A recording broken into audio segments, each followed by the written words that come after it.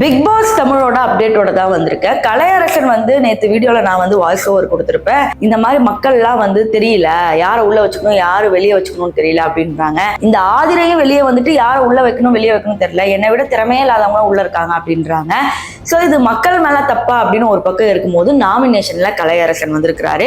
இதையும் தாண்டி இன்னைக்கான வீடியோல யார் யார் வைல்ட் கார்டு வர போறாங்க, எத்தனை பேரை செலக்ட் பண்ணிருக்காங்க, அதுல எத்தனை பேர் கன்ஃபார்மா உள்ள போவாங்க அப்படிங்கறத நம்ம பார்க்க போறோம். அது மட்டும் இல்லாம லைவ்ல நடந்த ஒரு சில விஷயங்களை நம்ம தெளிவாகவே பேச போறோம். ஸோ அந்த மாதிரி நிறைய அப்டேட்ஸ் வேணும். லைவ்ல நடக்கிறத நான் பார்க்கணும். ஏன்னா இன்ஸ்டாகிராம்ல பல பேர் இருந்திருக்க மாட்டீங்க. இன்ஸ்டாகிராம்ல இருக்கிறது எல்லாமே யூடியூப்ல போட மாட்டாங்க, பிகாஸ் ஆஃப் காப்பிரைட்ஸ் தான். பட் இன்ஸ்டாகிராம்ல ஈஸியாவே வீடியோஸ் அப்லோட் பண்றாங்க. ஸோ உங்களால இன்ஸ்டாகிராம் பார்க்க முடியலன்னா இந்த ஒரு வீடியோ நீங்க டெய்லி பார்த்தீங்கன்னாவே போதும். அதுக்கு உங்களுடைய ஆதரவு தேவைப்படுது. ஸோ மறக்காம சேனலை சப்ஸ்கிரைப் மற்றும் லைக் பண்ணுங்க. இப்போ நம்ம வீடியோக்குள்ள போகலாம். வைல்ட் கார்டு கண்டஸ்டன்ஸை பொறுத்த வரைக்கும் பாத்தீங்கன்னா இந்த சீசன்ல மட்டும்தான் பாத்தீங்கன்னா ஆரம்பத்துல இருந்து சுத்தமாவே எந்த கண்டஸ்டன்ட் மேலேயுமே இஷ்டம் இல்லை. சரி இவனை கொஞ்சம் பிடிச்சிருக்கு அப்படின்னு சொன்னா அவன் ஒண்ணு ஏதாவது பண்ணுவான், சரி இவளை கொஞ்சம் பிடிச்சிருக்கு அப்படின்னா இவன் ஏதாவது பண்ணுவான் அப்படிங்கிற மாதிரி தான் மக்கள் பேசுறாங்க. அட்லீஸ்ட் வைல்ட் கார்டாவது கொஞ்சம் நல்ல மாதிரியே கொண்டு வந்தா. ஃபார் எக்ஸாம்பிள் நிறைய பேர் அந்த மாதிரிலாம் பெரிய விஷயங்கள் வின் பண்ணிட்டு போயிருக்காங்க. அதான் அர்ச்சனா.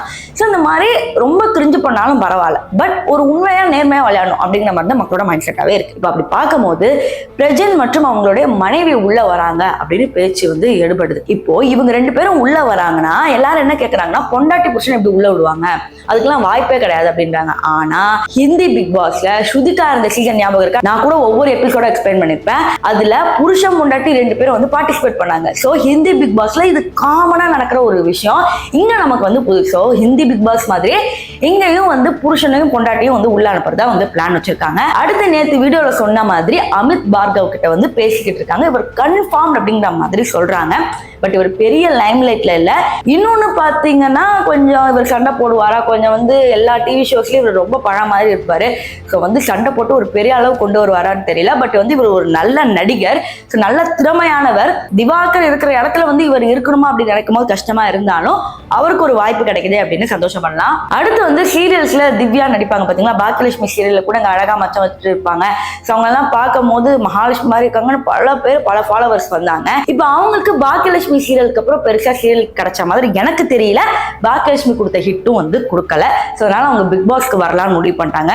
நிறைய பேர் என்ன சொன்னாங்கன்னா, தேவையில்லாம பிக் பாஸ்க்கு உங்க லைஃபை கெடுத்துக்காதீங்க, இப்ப இருக்கிற சீசனே நல்லா இல்லை, ஸோ நீங்க வரணும்னா அடுத்த சீசன் வாங்க, இந்த சீசன் வேணாம் அப்படிங்கிறது தான் மோஸ்ட் ஆஃப் ஆல் அவாய்ட் பண்றாங்க. பட் இதுல இருக்கிற அட்வான்டேஜ் என்னன்னு பாத்தீங்கன்னா, நீங்க இந்த சீசனுக்குள்ள எல்லாரும் தட்டி கேட்கிற மாதிரி, எக்ஸாம்பிள் நம்ம ஆரி அர்ச்சனா இவங்கெல்லாம் பெரிய லைம்லைட்ல வந்த ரீசன் என்னன்னா, எல்லாத்தையும் ஒரு கையில ஹேண்டில் பண்ணி ஒரு பெரிய ஹீரோயிசம் மாதிரி ஒரு பவரை எடுத்து அதன் மூலமா பெரிய வரவேற்பை பெற்றாங்க. ஸோ அந்த மாதிரி ஒரு கண்டஸ்டன்ஸ் தான் மக்கள் எதிர்பார்க்கறாங்க. ஸோ யாராவது அமித் பார்கவோ இல்லை யாரோ தட்டி கேட்டாவே போதும், அவர் வின்னர் அப்படிங்கிற நிலைமையில தான் இந்த பிக் பாஸ் இருக்கு. சரி, இது நம்ம வைல்ட் கார்டு பத்தி பேசிட்டோம்.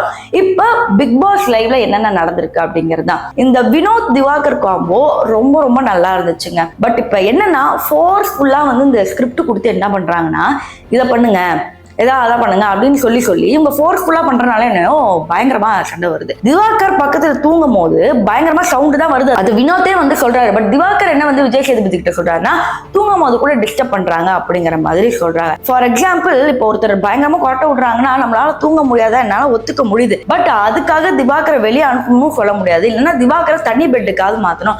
இந்த மாதிரி எந்த ஒரு ஃபெசிலிட்டியுமே கொடுக்காம ஒன் அண்ட் ஒன்லி வினோத் மேல பழி சொல்றது எனக்கு என்னங்கிறது தெரியல. அது மட்டும் பாத்தீங்கன்னா, கலையரசன் எல்லாருமே நாமினேஷன்ல வந்திருக்காங்க. இந்த வாட்டி கலையரசனை தான் வெளியே அனுப்பணும். ஏன்னா அவர் பல இடத்துல ரேகிசமும் பண்ணிருக்காரு. நீங்க நிறைய பேர் அந்த ஃபேஷன் எபிசோட் பார்த்திருப்பீங்க. அதுல அவர் என்ன தெரியுமா பேசியிருக்காரு, வினோத் ஃபவுண்டேஷன் போட்டிருப்பாரு. ஃபவுண்டேஷன் போட்டாலும் நீ அப்படிதான் இருக்கன்னு சொல்லி கருப்பு நிறத்தை அசிங்கப்படுத்திருக்காரு. ஃபவுண்டேஷன் என்ன போட்டாலும் வினோத் அண்ணாக்கு அந்த அளவுக்கு தான் இருக்கும். பட் சூப்பர், அந்த நீங்க அவரோட ஸ்டைல அவர் அதை பிரசன்ட் பண்ணாரு.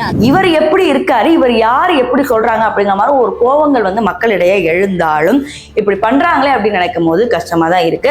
அது மட்டும் பாத்தீங்கன்னா, திவாகரும் கமருதனும் பாத்தீங்கன்னா நாமினேஷன் பத்தி பேசிக்கிட்டு இருக்காங்க.